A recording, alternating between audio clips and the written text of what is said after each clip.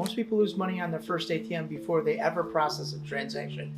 Not because ATM business doesn't work, but because they bought the wrong machine from the wrong source. They got excited, they searched online, they compared prices, and they assumed that the cheapest price was the best deal. In many cases, it's the exact opposite. In this video, I'm going to show you everything you need to know about buying your first ATM or buying other additional ATMs. We'll cover the differences between new and used machines, what actually matters when evaluating equipment, where beginners make expensive mistakes, and how experienced operators approach the ATM purchase of buying their first ATM or additional ATMs. Because buying an ATM just isn't buying hardware, you're buying a piece of business infrastructure. Don't just start with price. The biggest mistakes beginners make is treating ATMs like a commodity. They're not. Two machines can look exactly identical while being completely different when it comes to reliability, software support, compliance, maintenance, and long-term operating costs. A cheap ATM can become very expensive if parts are unavailable, software is outdated,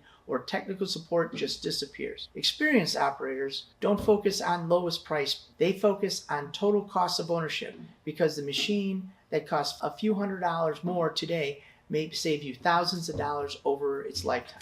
New versus used ATM. This is a big one. There is absolutely nothing wrong with buying used ATMs. Many successful operators do it every single day, but you need to understand what you're buying. When evaluating a used machine, look for EMV compliance, ADA compliance, processor compatibility, software support, parts availability, and overall conditions. If a machine sometimes is too good to be true, the price, it usually is. A machine that cannot be properly supported becomes a liability very quickly, especially if it's placed in a busy location where downtime costs you transactions every single day. The goal isn't simply to buy an ATM. The goal is to buy a machine that reliably generate revenue for additional years.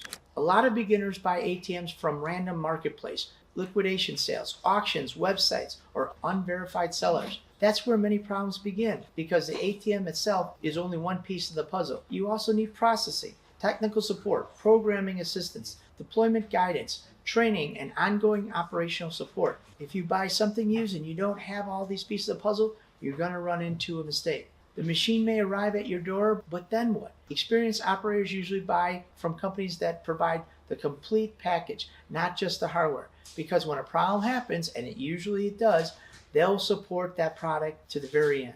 What experienced operators look for? Professional ATM operators evaluate equipment differently than beginners. They focus on reliability, ease of maintenance, processing integration, and long-term support and scalability.